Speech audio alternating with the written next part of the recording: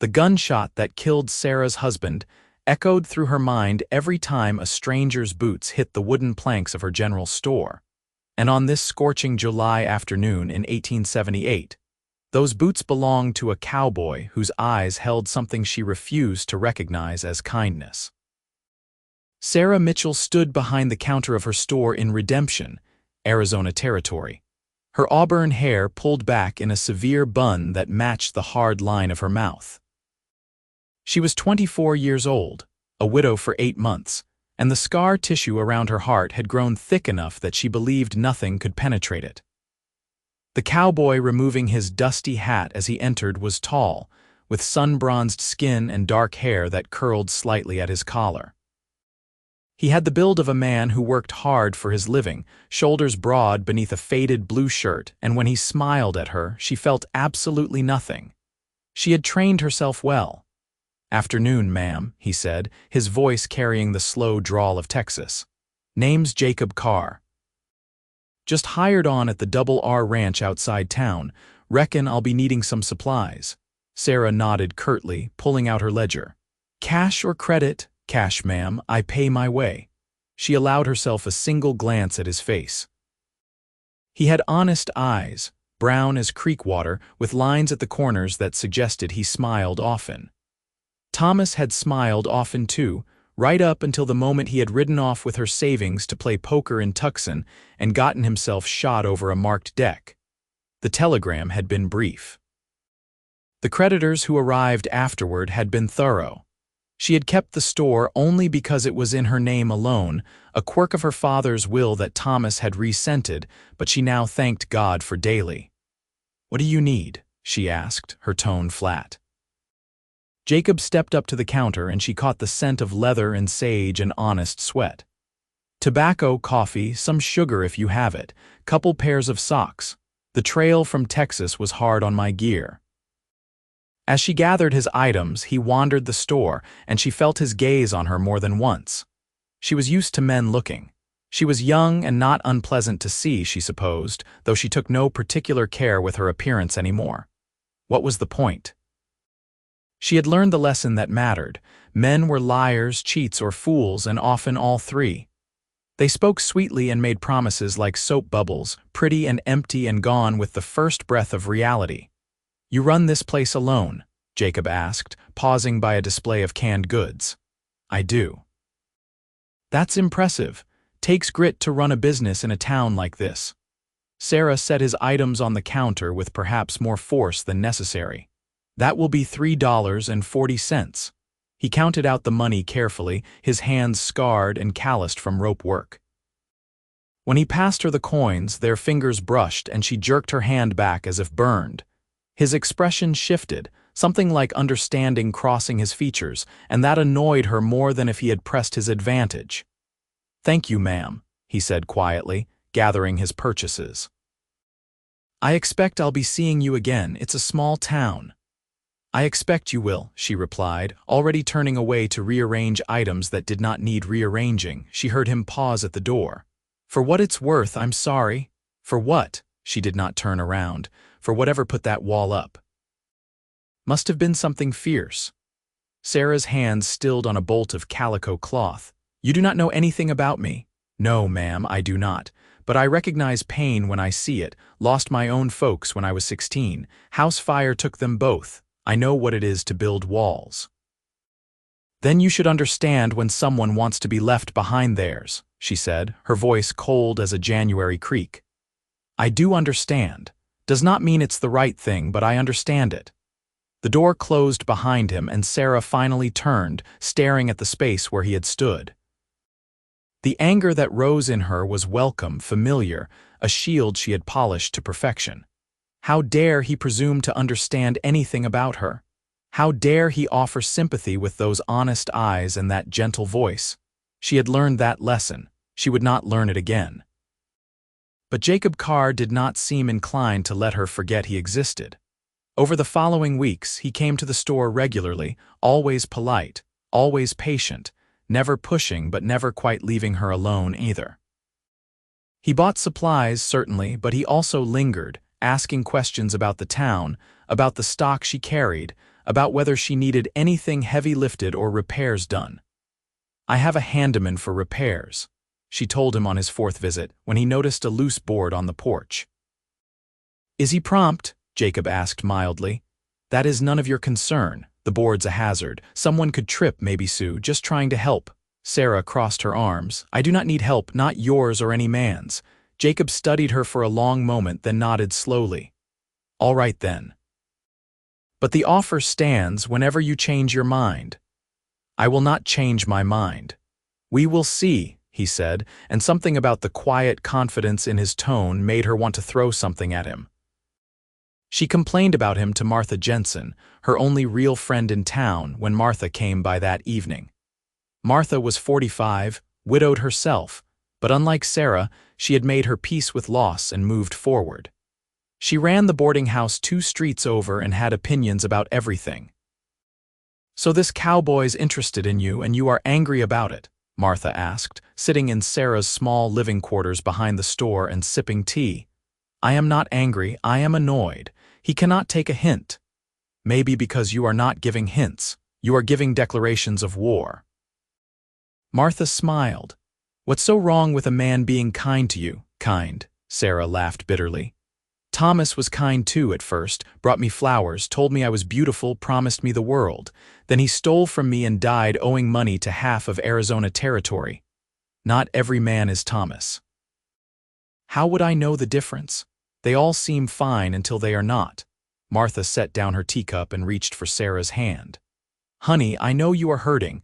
I know Thomas betrayed every bit of trust you had, but you cannot let one bad man ruin you for all the others. Some men are good." "My Henry was good, your daddy was good." "My father died when I was 12 and I barely remember him, and your Henry has been gone 15 years. Maybe good men die and the rotten ones survive. That's grief talking, not sense." Sarah pulled her hand away. "That is experience talking." "I will not be fooled again, Martha. I will not put my life, my business, my heart in the hands of any man ever again.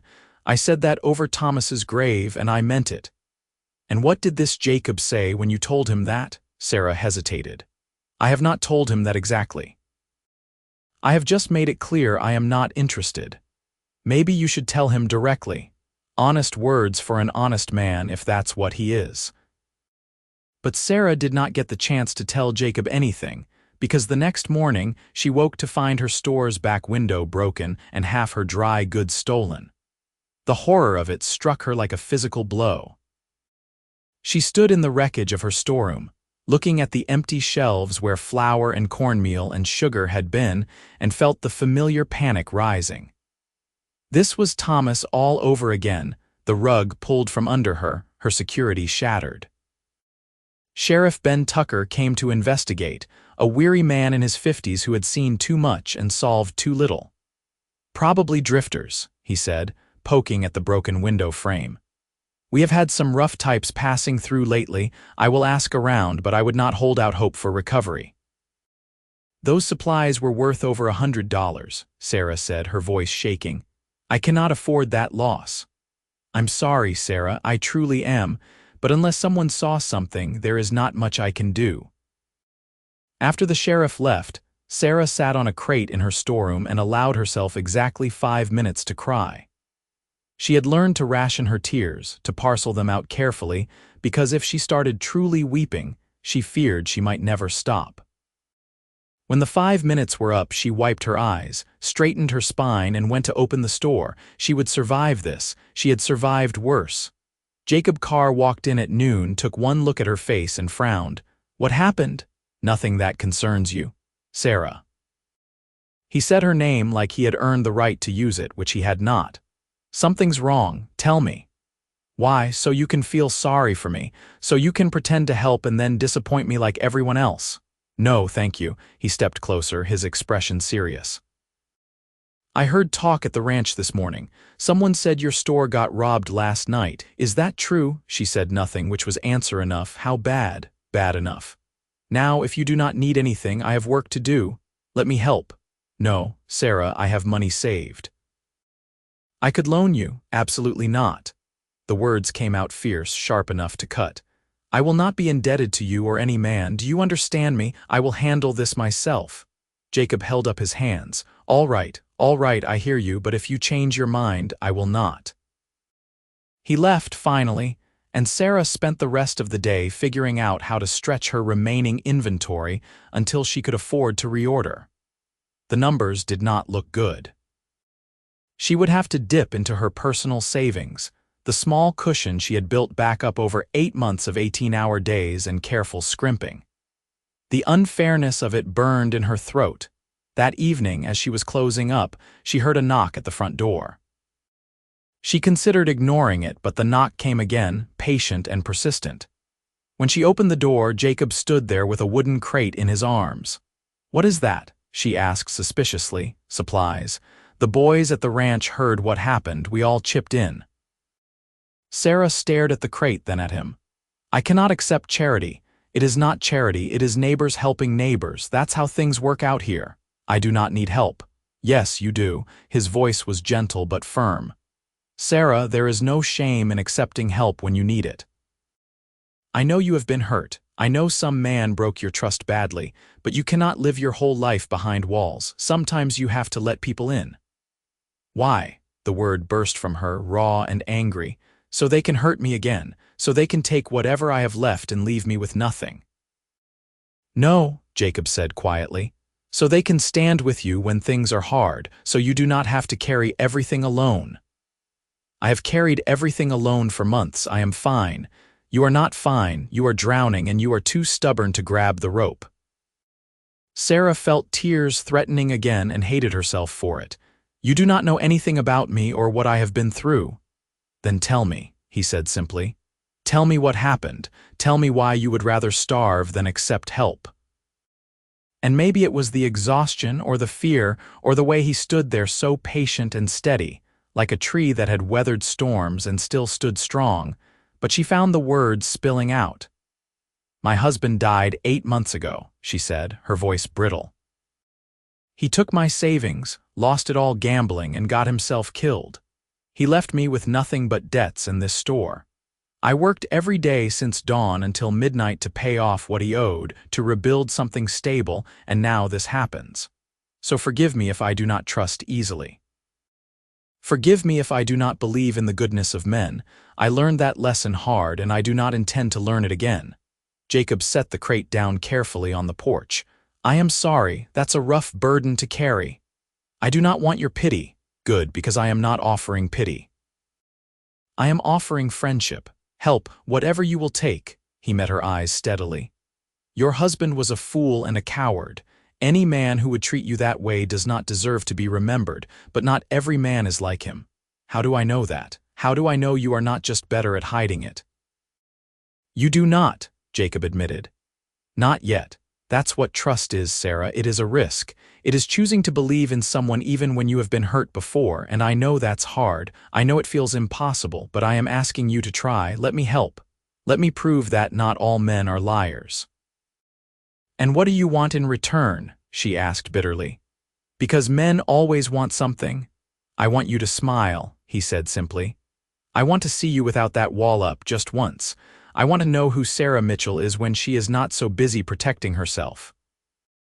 That person does not exist anymore. I think she does.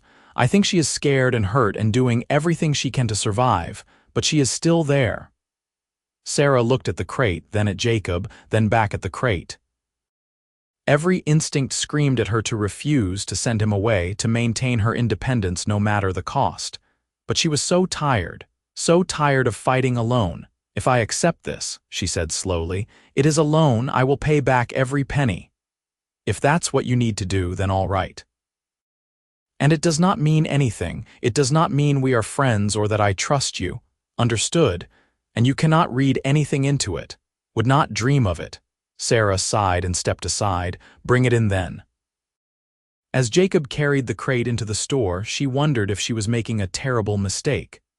But when he set it down and she saw flour and cornmeal and coffee, all the things she had lost, she felt something crack in her chest.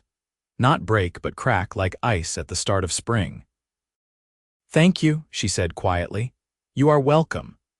He did not linger, did not push for more, just tipped his hat and left. Sarah stood alone in her store, surrounded by the kindness of strangers, and did not know whether to laugh or cry. Over the next weeks, a strange dance developed between them. Jacob came to the store regularly, always with some small excuse, and Sarah allowed it, though she remained guarded. He fixed the broken window without asking, showing up one morning with glass and tools and simply doing the work. She protested, but he ignored her, whistling as he worked, and when he was done, he refused payment. "Consider it thanks for the coffee you always brew too strong," he said with a grin. "I do not brew it for you." "No, but you let me drink it anyway." It was true. Somehow, without her quite noticing how it happened, Jacob had started timing his visits for late afternoon when she took her coffee break. She would pour herself a cup, and he would be there, and she would pour a second cup without thinking about it. They would sit on the porch, watching the street, and talk about nothing important. The weather, the ranch, the latest gossip in town. He never asked about Thomas directly, but bit by bit, she found herself telling him things. How they had met at a church social. How he had courted her with poetry and promises. How the first year of marriage had been good, or so she had thought. How she had missed the signs of his gambling problem until it was too late. "He told me he was investing in a cattle deal," she said one evening, staring into her coffee. "He took $300, everything we had saved, and said he would double it. He did not double it. He lost it all in a poker game and borrowed more from the wrong people. When he could not pay, they shot him." "That must have been terrible for you," Jacob said quietly. "The worst part was not the grief," Sarah admitted. "The worst part was the relief. Is that awful? I was relieved when he died because at least then I knew. At least then I could stop waiting for the next disaster. At least then I could try to rebuild without him tearing it down again." "That is not awful, that is honest. I loved him once, or I thought I did. Now I do not know if what I felt was love or just loneliness. My parents were both gone, I had no siblings. Thomas paid attention to me and I mistook that for something real." Jacob was quiet for a moment, then said, "My folks died when I was 16, like I mentioned. House fire. I was out checking the cattle when it happened. By the time I saw the smoke and rode back, it was too late. I blamed myself for a long time. Thought if I had been there, maybe I could have saved them. Could you have? No, the fire moved too fast. I would have just died with them, but guilt does not listen to reason." He turned his cup in his hands. "After they died, I sold the farm and started drifting. Worked ranches all over Texas, New Mexico, even up in Colorado for a while. Never stayed anywhere long, never let myself get attached. Why not? Because attachment means loss. If you do not care about anything, then nothing can hurt you." Sarah looked at him, really looked at him, and saw the echo of her own pain in his eyes. "That is why you understand." "That is why I understand," he agreed. "But it is also why I know you cannot live that way forever. I did it for 8 years, Sarah. 8 years of drifting, never planting roots, never letting anyone close. And I was surviving, but I was not living. Then I came here and I saw you and I thought maybe it is time to try again. Time to stop running. I am not running, I am staying right here." "You are running in place," he said gently.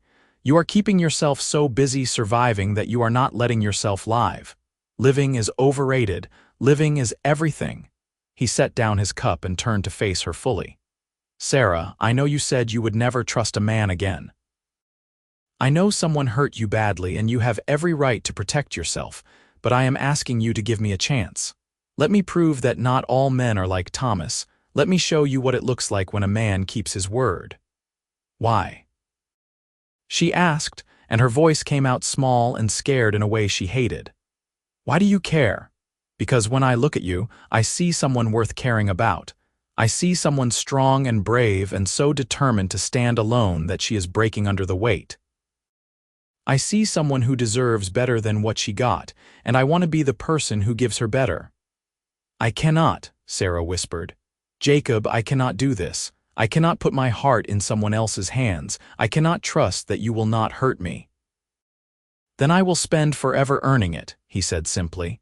"However long it takes, whatever I have to do, I will prove to you that I am worth trusting. That is insane. Maybe, but I have never been accused of being overly sensible. He smiled, that warm, genuine smile that made something flutter in her chest despite all her defenses. I am not asking you to trust me today. I am not asking you to love me tomorrow. I am just asking you to let me try. Let me be your friend. Let me help when you need it. Let me show up day after day until you believe that I am not going anywhere. Sarah wanted to say no. Every self-protective instinct demanded that she refuse, that she send him away, that she lock her heart up tight and never risk it again. But there was something in his eyes, something steady and true that made her hesitate. I do not know how, she finally said. How to what? How to trust? How to let someone in? Thomas broke something in me, Jacob. I do not know if it can be fixed. It can, he said with quiet certainty. It will just take time, and I have plenty of that. They sat in silence as the sun set over redemption, painting the sky in shades of orange and pink and gold. Sarah felt the weight of 8 months of loneliness pressing down on her, the exhaustion of holding herself together through sheer force of will. She was so tired of being strong alone. You can stay for supper, she heard herself say, if you want. It is not much, just stew, but there is enough for two. The smile Jacob gave her could have lit the entire territory. I would like that very much. It was not a declaration of love, it was not trust, it was just supper, but it was a start. After that evening, things shifted between them in small, almost imperceptible ways. Jacob still came to the store regularly, but now Sarah stopped pretending she was not glad to see him. She would have his preferred tobacco ready without him asking. She would save him the best apples when a shipment came in. Small gestures, nothing that cost her much, but acknowledgments that he mattered. Jacob, for his part, continued his campaign of steady, patient presence. He fixed things around the store without fanfare. He brought her wildflowers he picked on the range, nothing fancy, just prairie blooms that smelled of sunshine and open spaces. He made her laugh with stories about the ranch hands and their antics. Slowly, carefully, he became part of her daily life. Martha noticed, of course. You are sweet on that cowboy, she said one afternoon, cornering Sarah in the store. I am not sweet on anyone. Honey, you smile every time he walks in. That is sweet. That is just being polite to a customer. You do not smile like that for any other customer. You barely smile for me, and I am your best friend. Sarah busied herself rearranging canned goods. He is pleasant company, that is all. Pleasant company, Martha repeated, laughing. Sarah Mitchell, you are falling for that man, and you are fighting it every step of the way. I am not falling for anyone. Why not? He is clearly crazy about you. He is kind, he is hardworking, he is handsome as the devil. What more do you want? I want to not get hurt again, Sarah snapped. I want to not wake up one day and find out this has all been a lie. I want to not repeat the same mistake that nearly destroyed me. Martha's expression softened. Oh, honey, not every man is Thomas. Everyone keeps saying that, but how do I know? Thomas seemed wonderful too at first. Because you know in your gut when someone is real. You knew with Thomas deep down, you just did not want to see it, but with Jacob you are looking for problems that are not there. Or I am being appropriately cautious. There is cautious and there is hiding. You are hiding. Sarah slumped against the counter. Maybe I am. But I do not know how to stop. Every time I think about trusting him, about letting him close, I remember how it felt when Thomas died and I realized I had been a fool. I remember the creditors at my door, the people in town whispering about poor Sarah and her no-good husband. I remember standing at his grave feeling nothing but anger. I cannot go through that again, Martha, I cannot. Then do not go through it again. Do something different this time. Be honest with Jacob about your fears. Let him prove himself. Give him a real chance instead of keeping one foot out the door. What if he leaves? What if he does not? It was a fair question, one Sarah had no answer for, but it haunted her over the following days as she watched Jacob go about the quiet work of being present in her life. He never pushed, never demanded, never made her feel guilty for her hesitation. He just kept showing up, solid and dependable as the Arizona sunrise. The test came in August when the heat was brutal and tempers in town ran short. A group of drovers came through, trail-worn and looking for trouble, and they found it in the form of too much whiskey and too little sense. Sarah was closing up the store one evening when she heard shouting in the street. She looked out to see the drovers harassing a young Mexican woman who worked at the hotel, surrounding her and laughing at her distress. Sarah's blood boiled. She grabbed the rifle she kept behind the counter and stepped onto the porch. "Leave her alone." The drovers turned and the biggest one, a brute with a scarred face and mean eyes, grinned. "Well now, look what we got here. Another pretty little thing. Maybe you want to be friendly like we are asking her to be friendly." "I want you to get out of my town," Sarah said, raising the rifle. Her hands were shaking, but she kept her voice steady.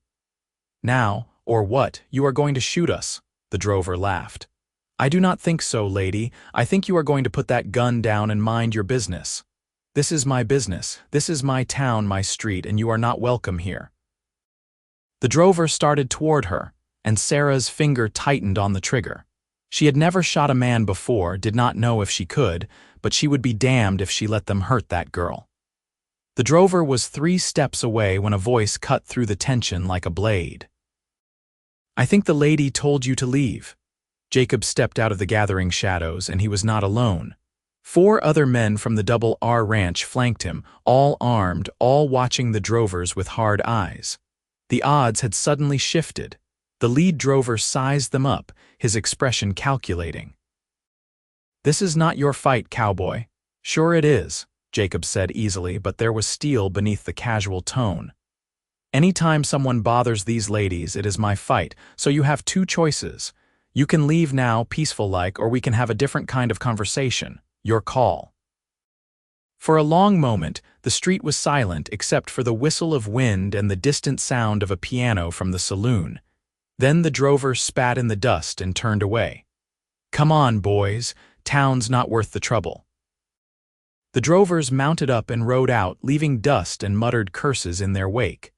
The young Mexican woman fled to the hotel, and the ranch hands dispersed with nods to Sarah. Jacob climbed the steps to the store porch, his eyes searching her face. "You all right?" Sarah lowered the rifle, her hands now shaking in earnest. "I am fine. You were about to take on 5 armed men alone. I had a gun." "Sarah." He gently took the rifle from her trembling hands and set it aside. "That was brave and stupid in equal measure. I could not just let them hurt her." "I know. That is one of the things I admire about you. You have a spine of steel." He touched her shoulder carefully, ready to pull back if she objected. "But you scared the hell out of me. You came," she said, and her voice cracked on the words. "You heard the trouble and you came." "Of course I came. Did you think I would not?" "I do not know. Thomas would not have come. Thomas would have stayed wherever he was and let me handle it alone, or worse, he would have sided with them for a laugh." Jacob's expression darkened. "I am not Thomas." "No," Sarah said, looking up at him, really seeing him in the fading light. "You are not. You keep saying that, and I keep waiting for you to prove me wrong, but you do not. You just keep being exactly who you say you are. That is generally how honesty works. I am not used to honesty." "I know." He cupped her face with one calloused hand, the touch infinitely gentle. "Sarah, I meant what I said. I will spend forever earning your trust if that is what it takes. You do not have to believe in me today, you do not have to believe in me tomorrow, but I am going to keep showing up. I am going to keep being honest. I am going to keep proving that I am not going anywhere." "Why?" she whispered. "Why do you care so much?" "Because I am falling in love with you," he said simply. "I have been falling since the first time I walked into your store and you looked at me like I was something to be survived. I want to be more than that. I want to be someone you run toward, not away from.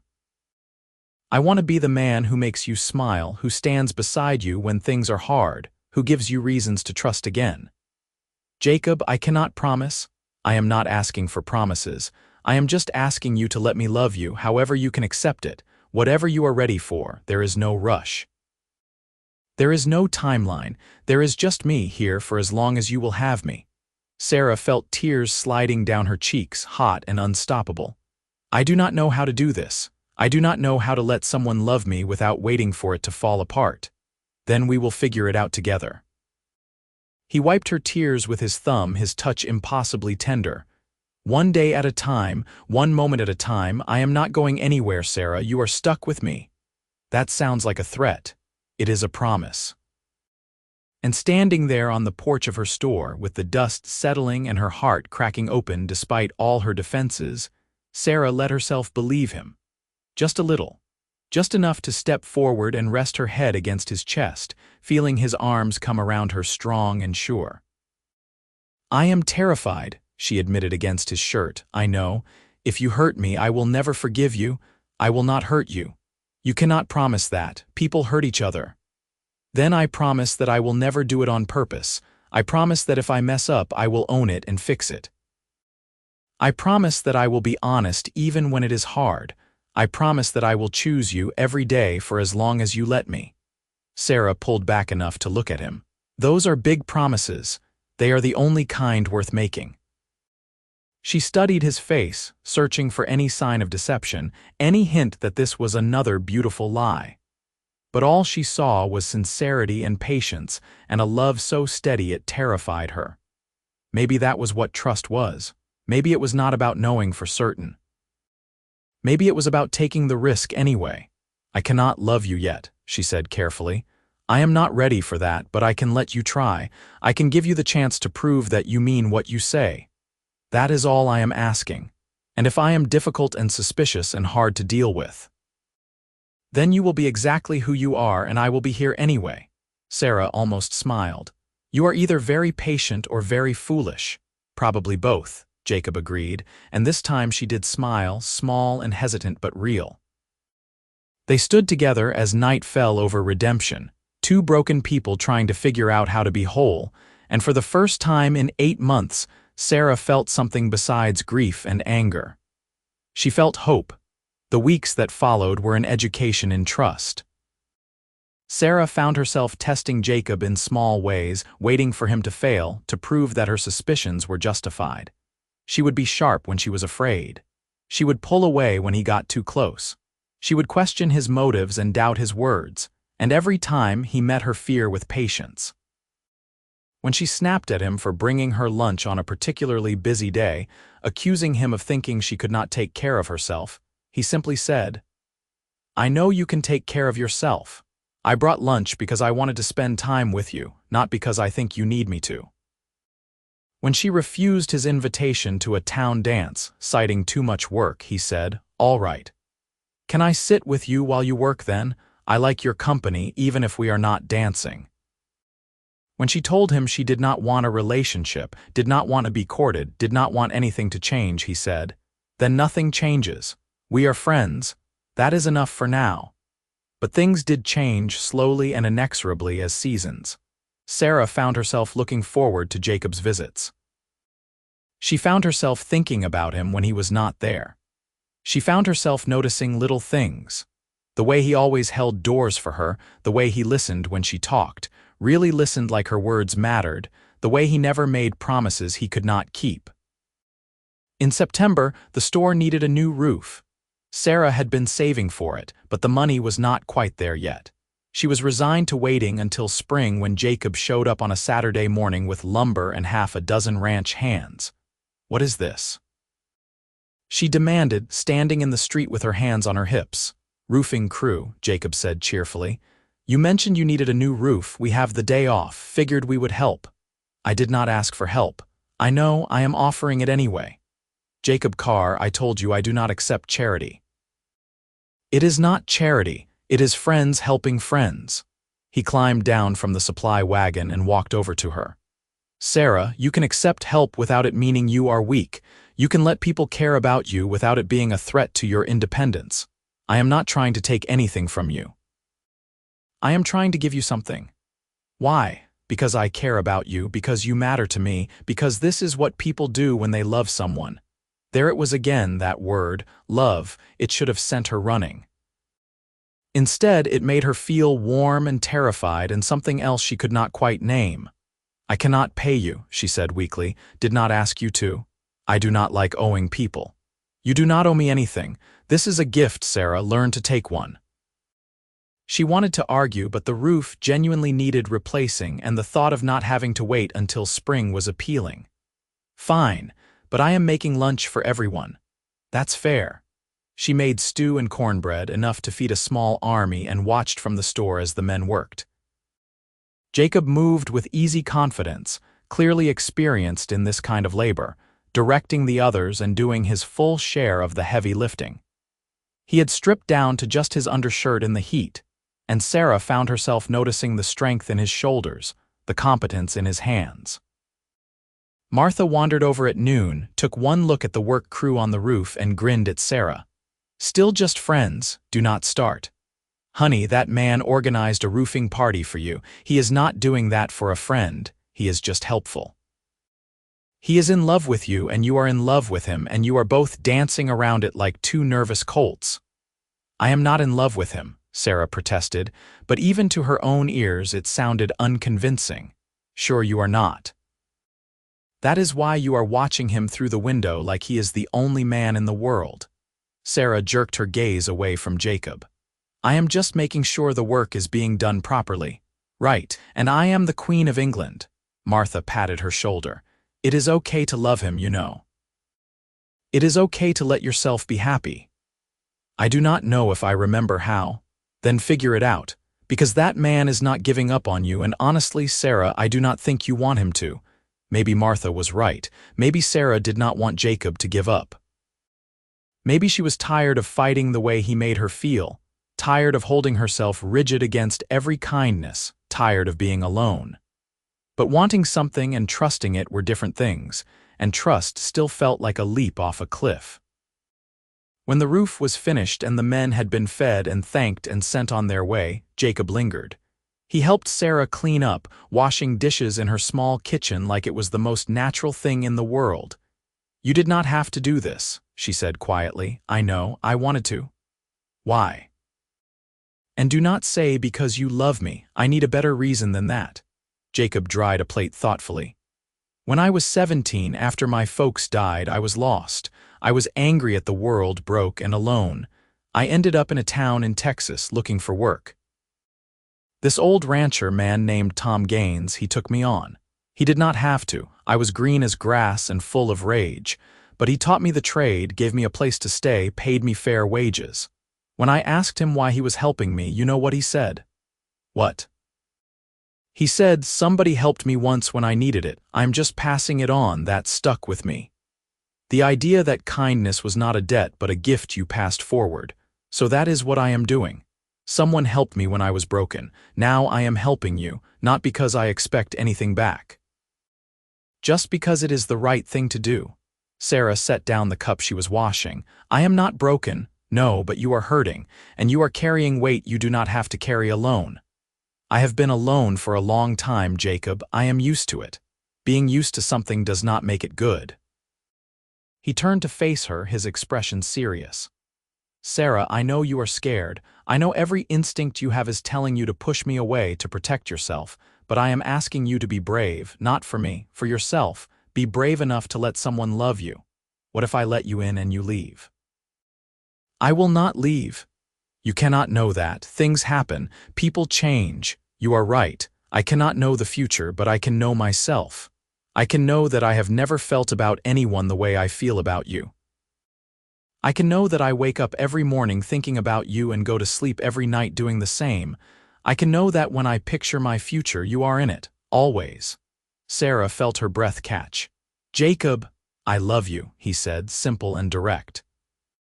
I love your strength and your stubbornness, and the way you refuse to quit no matter what life throws at you. I love how you are kind to people even when you pretend not to be. I love that you take your coffee too strong, and that you hum when you are restocking shelves, and that you have about a dozen different ways of telling me no that all secretly mean maybe. I love you, Sarah Mitchell, and I am going to keep loving you whether you let me or not. That is the most ridiculous thing I have ever heard, probably, but it is true. She looked at him, this good man who had somehow slipped past all her defenses and felt the last of her walls crumbling. I do not know if I can love you back, not yet, not the way you deserve. That is okay. I have time. What if I never get there? What if I am too broken to love anyone properly? You are not broken. You are healing, and healing takes time. He reached out and tucked a strand of hair behind her ear, the gesture achingly tender. I will wait, Sarah, however long it takes. I will be here loving you until you are ready to love me back, and if that takes a month or a year or a decade, so be it. You are worth waiting for. Tears slipped down her cheeks, and this time she did not try to hide them. You are either the best man I have ever met or the biggest fool. Can I be both? She laughed through her tears, and it felt like something breaking open inside her, something that had been locked tight for so long it had started to fossilize. I suppose you can. So what do you say? Will you let me court you properly? Let me take you to dinner, to dances, on long rides in the country. Let me show you what it is like when a man treats you the way you should be treated. Sarah hesitated, old fears rising up one last time. But beneath the fear was something else, something fragile and tentative but undeniably real. I will let you try, she said finally, but I cannot promise it will be easy. I cannot promise I will not fight you every step of the way. I would be disappointed if you did not, Jacob said with a grin. Where is the fun in easy? You are insane. About you, absolutely. And when he kissed her, soft and careful and full of promise, Sarah let herself kiss him back. It was not love, not yet, but it was the door opening. It was the possibility of something good. It was trust, hard-won and precious, taking root in the ruins of her heart. October brought cooler weather and a shift in the rhythm of their relationship. True to his word, Jacob courted Sarah properly. He took her to dinner at the hotel restaurant, where they sat at a corner table and talked until the owner politely suggested they leave. He took her riding out into the desert hills, showing her the land he had come to love, the wide-open spaces that made her feel like she could breathe for the first time in years. He brought her to a town dance, and when she protested that she did not know how to dance, he taught her, patient and encouraging as she stepped on his feet and laughed at her own clumsiness. He met her rough edges with gentleness. When she had bad days, days when the memory of Thomas and the betrayal he represented felt too close, Jacob gave her space but let her know he was there if she needed him. When she snapped at him out of fear or habit, he did not take it personally. He just waited for her to calm down and then asked her what she was really afraid of. You, she admitted one evening in November. They were sitting on her porch, wrapped in blankets against the evening chill. I am afraid of you, of how you make me feel. Of how much I have started to rely on seeing you every day. Why is that frightening? Because if I let myself need you, then I am vulnerable, and vulnerable means hurt. It also means happy, Jacob pointed out. You cannot have one without risking the other. I know. That is what terrifies me. He pulled her closer, and she let herself lean against him, feeling the solid warmth of his body. Sarah, I cannot promise you will never hurt. People hurt each other sometimes, even when they do not mean to, but I can promise that I will always be honest with you. I will always respect you. I will always choose you every single day, and if I do mess up, I will own it and fix it. That is what commitment means. Commitment, Sarah repeated softly. Is that what this is? That is what I want it to be. If you are ready. Was she ready? She had spent months holding herself apart, testing him, waiting for him to fail. But he had not failed. He had been patient and kind and exactly who he claimed to be. He had earned her trust one small moment at a time, one kept promise after another. Maybe that was enough. Maybe she did not need certainty. Maybe she just needed courage. I think I am falling in love with you, she said, the words coming out quiet and scared. And that terrifies me more than anything ever has. Jacob's arms tightened around her. Why terrifying? Because love means risk. Love means putting your heart in someone else's hands and hoping they do not crush it. Love means believing in something you cannot prove. I'm not good at any of those things. You are better at them than you think, Jacob said. You have been risking your heart with me for months now, bit by bit. Every time you let me in a little more, every time you choose to trust me even when it scares you, you are practicing love. You are already doing it, Sarah. You just have not named it yet. And if I name it, if I say the words, then what? Then we keep doing what we have been doing. We take it one day at a time, we build a life together, piece by piece, we figure out what our future looks like. What does your future look like? She asked. When you picture it, what do you see? Jacob was quiet for a moment, his hand stroking her hair. I see us together. Maybe married if you will have me. Maybe with children if that is something you want. I see us running the store together, building something real and lasting. I see us growing old, sitting on this porch when we are gray-haired and watching our grandchildren play in the street. I see a life full of ordinary moments and extraordinary love. That is what I see. Sarah closed her eyes, letting herself picture it too. It sounded impossible and wonderful and terrifying. I want that, she whispered. I want it so much it scares me. Then let us have it. Say yes, Sarah. Say you will take this risk with me. Say you will let yourself love me. She pulled back to look at him, this man who had been so patient, so steady, so relentlessly kind even when she had not deserved it. His eyes held nothing but honesty and hope and a love so deep it took her breath away. Thomas had hurt her, yes. He had betrayed her trust and left her with scars, but Jacob was not Thomas. Jacob was something else entirely. Jacob was the man willing to spend forever earning her trust, and he had done exactly that. I love you, she said, and the words felt like a confession and a victory all at once. I do not know when it happened or how you did it, but I love you, Jacob Carr, and yes, I want a future with you. I want all of it. The ordinary moments and the extraordinary love and the children and the grandchildren and every single day in between.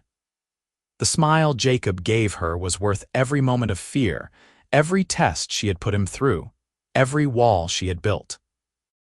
He kissed her like she was precious, like she was the answer to a question he had been asking his whole life, and Sarah kissed him back with all the love and trust and hope she had been hoarding in her guarded heart. I am going to marry you, Jacob said when they finally broke apart. As soon as you will let me. That is very presumptuous. Is it? Are you going to say no? Sarah laughed, and it felt bright and free and full of joy. No, I am not going to say no, but I want a proper proposal, Jacob Carr. I want you to ask me right now, when you are ready. When you have a ring and a plan and the words you want to say. I already have the words, I have had them since the day I met you.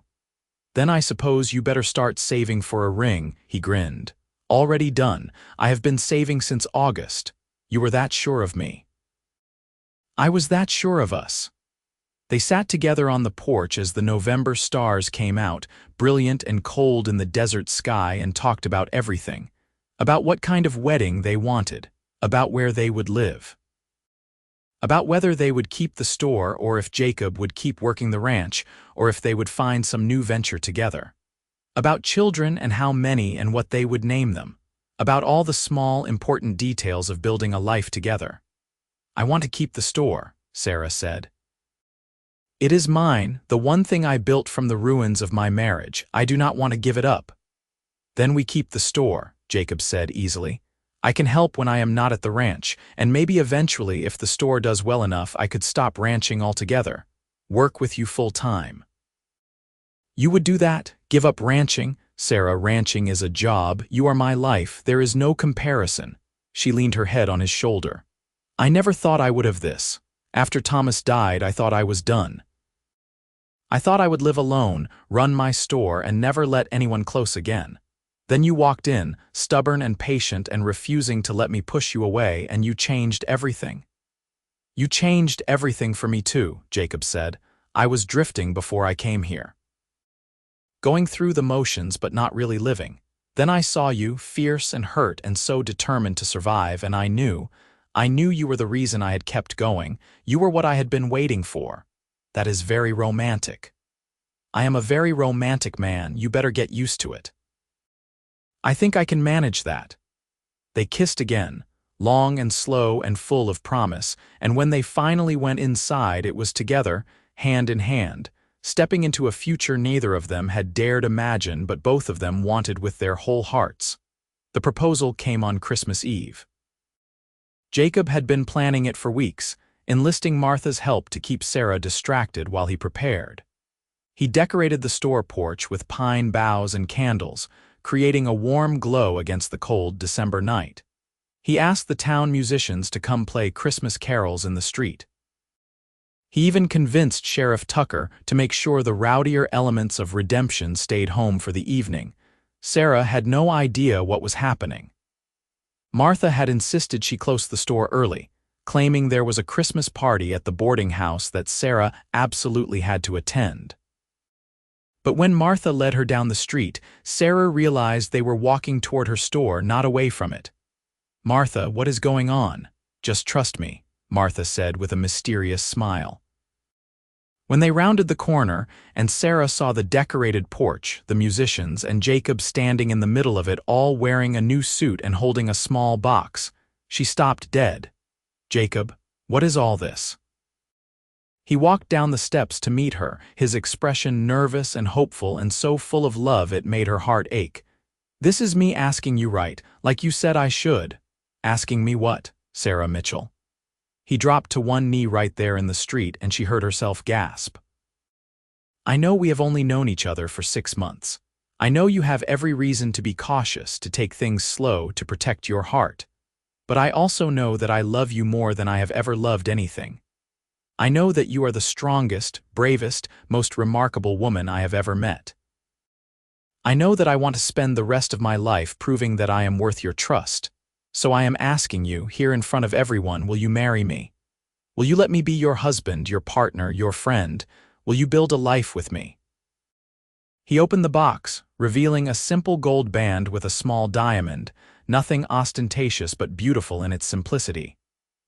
Sarah felt tears streaming down her face, but they were good tears, happy tears, tears that came from a heart finally opening fully after so long closed. "Yes," she said, her voice shaking. "Yes, Jacob, I will marry you. I will build a life with you. I will trust you with my heart." The cheer that went up from the gathered crowd was deafening. Jacob slipped the ring onto her finger and stood, pulling her into a kiss that made her forget about the cold, the watching eyes, everything but the feel of his arms around her and the knowledge that this was real, this was happening, this was her future. "I love you," she said against his lips. "I love you so much." "I love you too," he replied. "Forever, Sarah, I am yours forever." They were married in January of 1879 in a simple ceremony at the small church on the edge of town. Sarah wore a dress Martha helped her make, ivory lace over blue silk, and carried wildflowers Jacob had somehow found in the dead of winter. Jacob wore his new suit and could not stop smiling. Martha stood as Sarah's witness, and one of the ranch hands stood for Jacob. The ceremony was short and sweet, and when the preacher pronounced them husband and wife, Sarah felt something settle deep in her chest. This was right. This was real. This was love the way it was supposed to be. The town threw them a reception at the boarding house, and they danced and laughed and celebrated until late into the night. But when they finally slipped away to the small house Jacob had rented for them, a modest place just down the street from the store, it was just the two of them, alone and together and ready to start their life. "Are you happy?" Jacob asked, holding her close as they swayed to music only they could hear. "I am terrified," Sarah admitted. "But yes, I am happy. Happier than I have been in longer than I can remember. Good, because I plan to keep you happy for the next 50 or 60 years. That is a long time." "Not nearly long enough." She kissed him, pouring all her love and trust and hope into the gesture. "Thank you," she whispered. "For what? For not giving up on me, for being patient, for spending forever earning my trust." "It was not forever," Jacob said, smiling, "just 6 months. Although with how stubborn you are, it felt like forever." "I was not stubborn, I was cautious. You were stubborn, but I love you anyway. Good, because you are stuck with me now, best fate I could imagine." They made love for the first time that night, tentative and tender and full of wonder. Sarah had been with Thomas, of course, but this was different. This was trust and love and partnership, the physical expression of everything they had built together. When Jacob held her afterward, his fingers tracing lazy patterns on her skin, she felt safe in a way she had never felt before. "What are you thinking?" he asked softly. "That I am glad I let you in. That I am glad I was brave enough to trust you. I am glad too. And I am thinking that maybe broken things can be fixed, maybe hearts can heal, maybe second chances are real." "They are real," Jacob assured her. "We are proof of that." Sarah smiled and snuggled closer. "What do you think our life will look like? In 5 years, 10 years, 20? I think we will run the store together. I think we will have children who will drive us crazy and make us laugh. I think we will have fights and makeups and ordinary days that feel extraordinary because we are together. I think we will build something beautiful." "That sounds perfect." "It does not it?" They fell asleep tangled together. Two people who had been broken finding themselves whole in each other's arms, and when morning came, they woke to their first full day as husband and wife, ready to face whatever came next together. The first years of their marriage were everything Jacob had predicted, wonderful and ordinary and full of love. Sarah kept running the store, and Jacob eventually left the ranch to work with her full-time. Together, they expanded the business, adding new stock and improving the building. They became fixtures in redemption, the couple everyone pointed to as proof that good marriages existed. Their first child, a son they named Henry after Martha's late husband, came in the spring of 1880. Sarah labored for 16 hours, gripping Jacob's hand so hard she left bruises, but when she finally held their son, all the pain disappeared. Jacob cried when he held Henry for the first time, overcome with love and wonder and the sheer miracle of this tiny person they had created together. "He is perfect," Jacob whispered, touching Henry's impossibly small fingers. "He is ours," Sarah said, exhausted but radiant. "We made him, Jacob. We made this perfect little person." "I love you," Jacob said, kissing her forehead. "Thank you for him. Thank you for trusting me enough to build this life. I love you too. And I am glad I trusted you. I am glad I was brave enough to let you in." Henry was a happy baby, easygoing and quick to smile, and watching Jacob with their son made Sarah fall in love with her husband all over again. He was patient and gentle, and so devoted that sometimes she had to remind him to sleep or eat or do anything besides stare at Henry in wonder. "You are a wonderful father," she told him one evening, watching as he rocked Henry to sleep. "I am just doing what feels right." "That is what makes you wonderful." Their second child, a daughter named Emma, came 2 years later in 1882. She had Sarah's auburn hair and Jacob's brown eyes and a temperament that suggested she would be giving them grief for years to come. Where Henry was placid, Emma was fire, demanding attention and expressing her opinions loudly from the moment she entered the world. "She is like you," Jacob said, laughing as Emma wailed her displeasure at being bathed. "I was never this loud. You were this stubborn, though, I can tell already." "She is perfect. She is ours."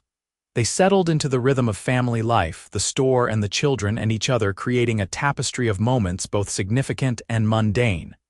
There were hard times, certainly, winters when business was slow and money tight. Illnesses that scared them both, nights spent watching over feverish children and praying. Disagreements about how to discipline the kids or what direction to take the business or whose turn it was to get up with a crying baby. But through it all, they had each other. Jacob kept his promise, showing up every single day, loving Sarah through her doubts and fears and the occasional resurgence of the old wariness that Thomas's betrayal had carved into her. Sarah learned to trust not just in moments but in the long, slow accumulation of years, in the proof that came from watching Jacob be exactly who he said he was, day after day after day.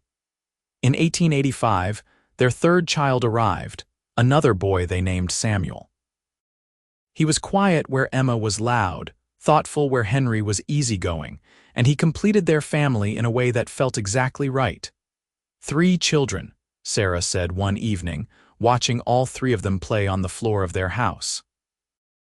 They had moved to a bigger place now, a proper home with room for their growing family. "Can you believe it?" Sometimes I still cannot believe any of this is real." "It is real," Jacob assured her, pulling her close. "You have proof all around you, I know. But sometimes I remember that day when you first walked into the store, and I looked at you like you were just another man who would disappoint me, and I cannot believe I almost pushed you away. But you did not. You let me in. You were brave. You made it easy to be brave. You showed me what love could be when it was real and honest and true." "We showed each other," Jacob corrected.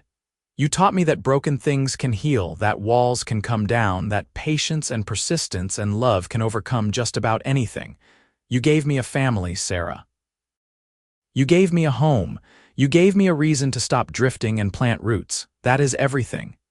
She kissed him, long and sweet, and felt the same flutter of joy she had felt that first time he kissed her on the porch of the store. "I love you, Jacob Carr. I love you too, Sarah Carr."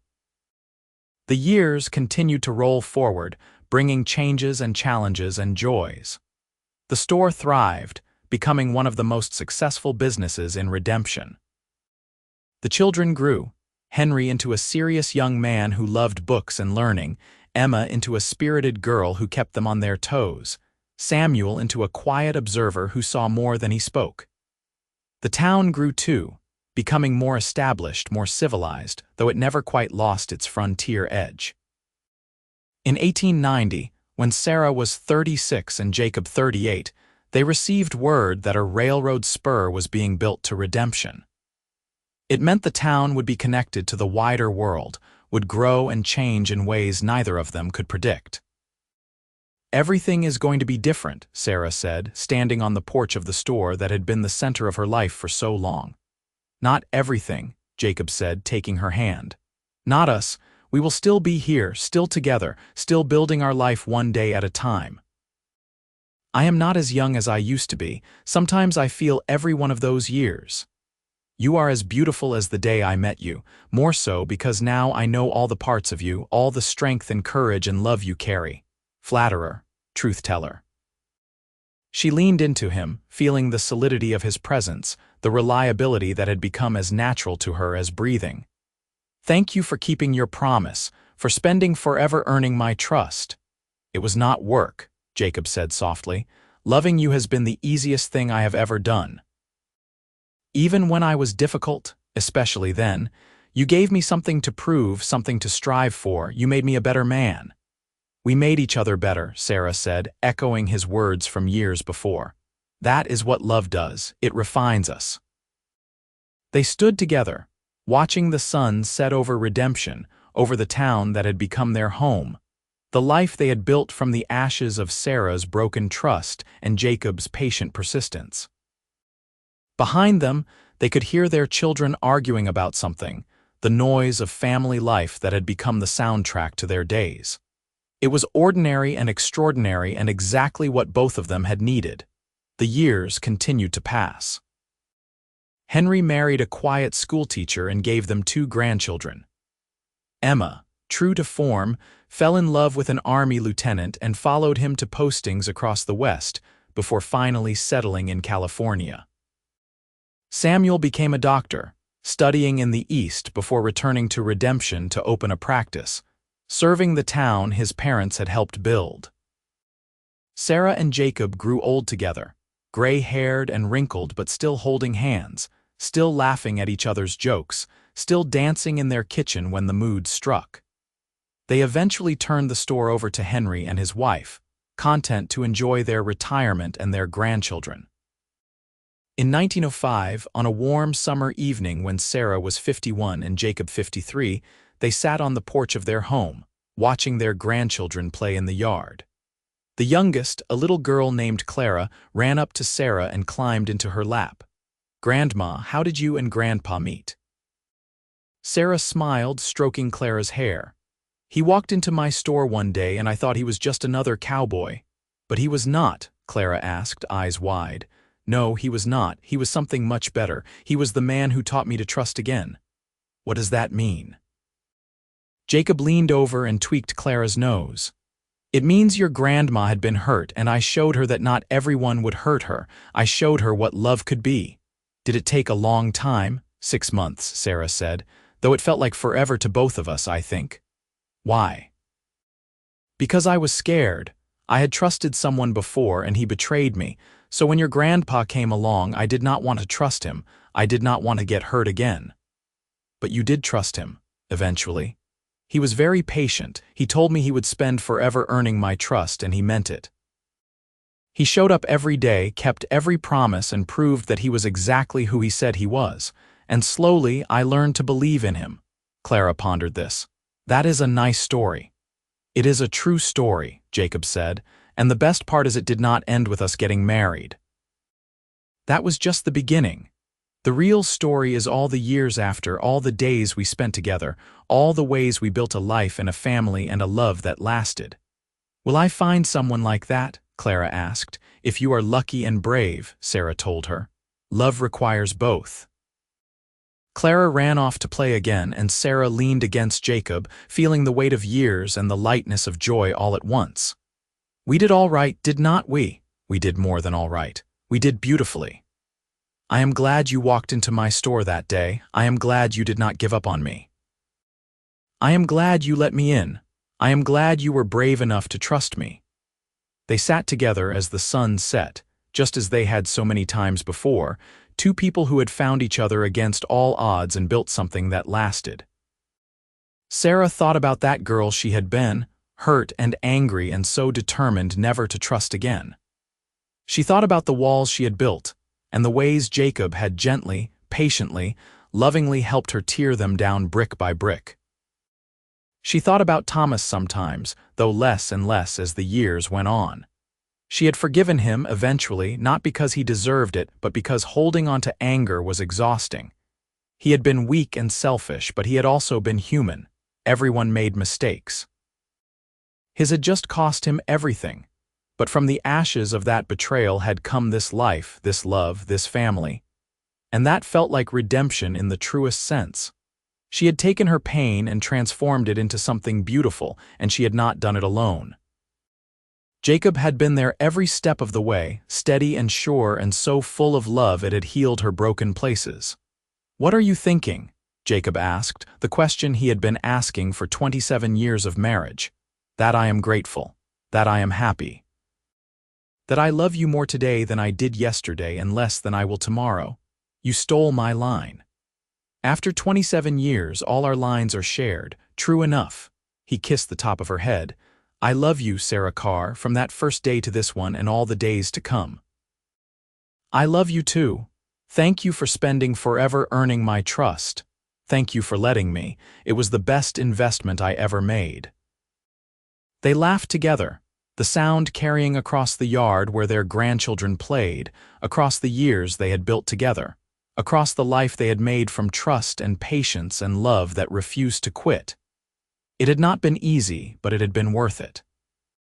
Every moment of fear overcome, every wall torn down, every risk taken had led them here, to this porch this evening, this perfect culmination of a love story that began with a hurt woman and a patient man and a promise to spend forever earning trust. And in the end, that promise had been kept.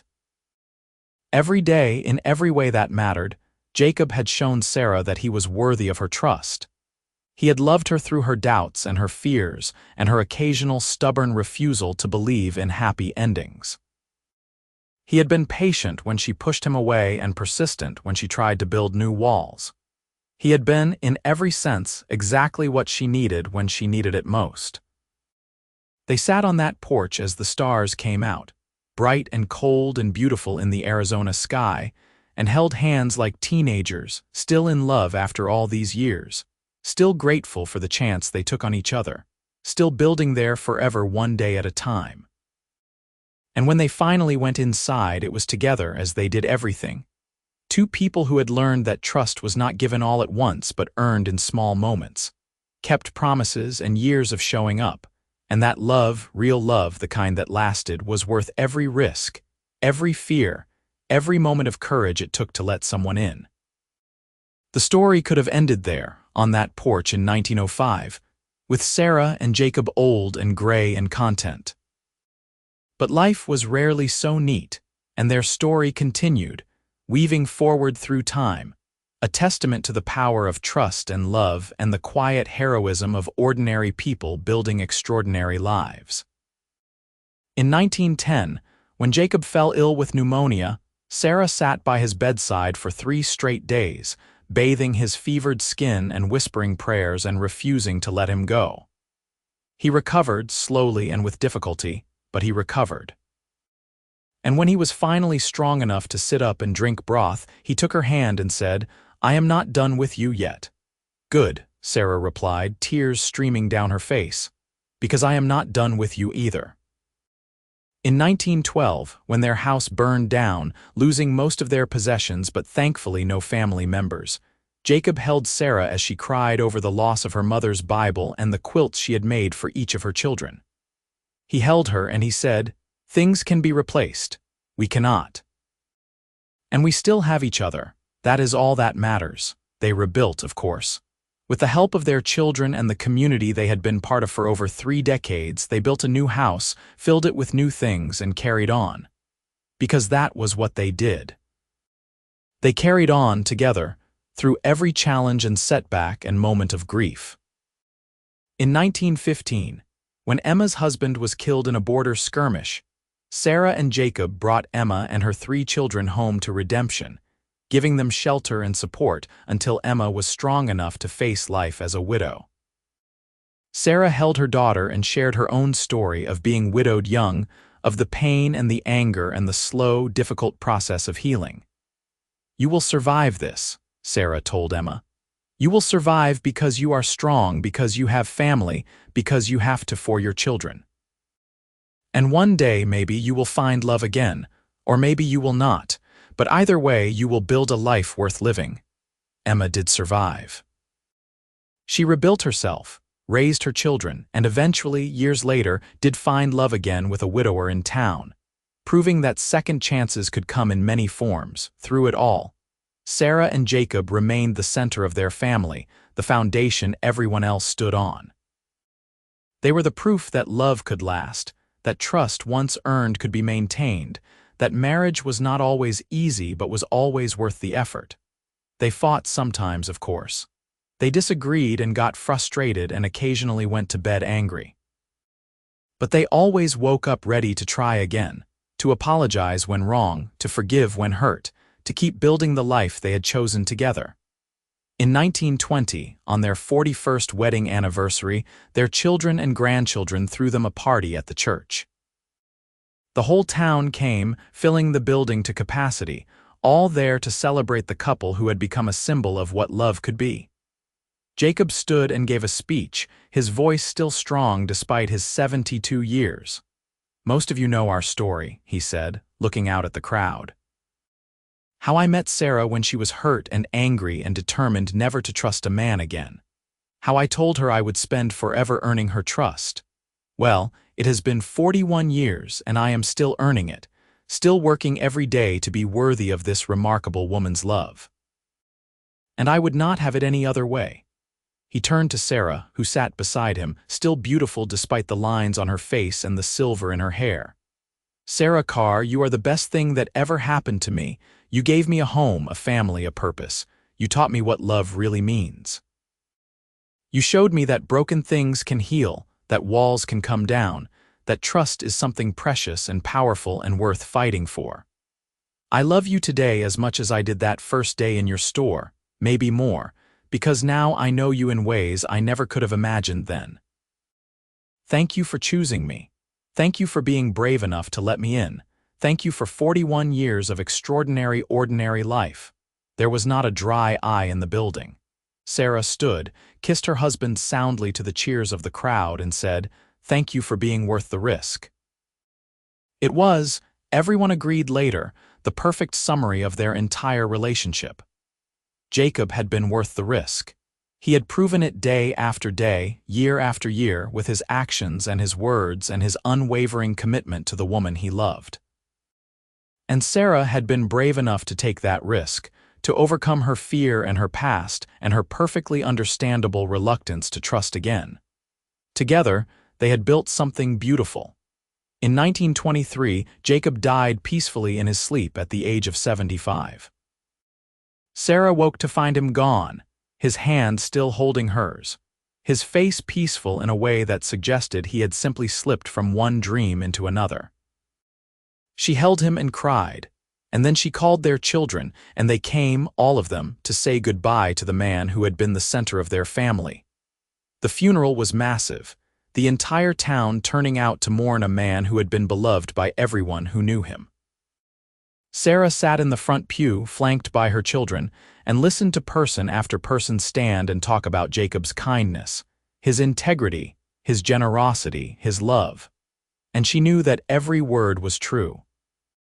Her husband had been a good man, the best man, and she had been blessed beyond measure to share her life with him. But the grief was crushing. After 44 years of marriage, of sleeping beside him every night and waking beside him every morning, of sharing every joy and sorrow and mundane moment, his absence was a physical ache. The house felt empty. The bed felt too big. The silence was deafening. Martha, now 91 and frail but still sharp as ever, came to sit with Sarah in the days after the funeral. "You are going to survive this," Martha said, taking Sarah's hand. "I do not know if I want to," Sarah admitted. "Everything feels wrong without him, I know. I felt the same when Henry died, but you will survive because you have to, because you have children and grandchildren who need you, because Jacob would want you to." He was everything, Martha. He was my second chance, my proof that good men exist, my home. How do I live without him? The same way you lived before him, one day at a time, one breath at a time. You survived losing Thomas, and you will survive losing Jacob. The difference is this time you are not alone. You have a family that loves you, a community that supports you, and memories of a love that most people only dream of. Hold onto those memories. Let them carry you. Sarah did survive, though there were days when it felt impossible. She moved in with Henry and his family, unable to bear the house she and Jacob had shared. She spent hours looking through old photographs, reading old letters, remembering. She talked to him sometimes, out loud, telling him about her day, asking his advice, pretending he was still there. But slowly, very slowly, the grief became something she could carry rather than something that crushed her. She began to laugh again at her grandchildren's antics. She began to find joy in simple things. She began to remember not just that Jacob was gone, but that he had been there at all, that she had been blessed with 44 years of the kind of love most people never found. On what would have been their 45th anniversary, Sarah returned to the porch of the old store, now run by Henry's oldest son. She sat in the same spot where she and Jacob had courted, where he had proposed, where they had sat together so many times over the years.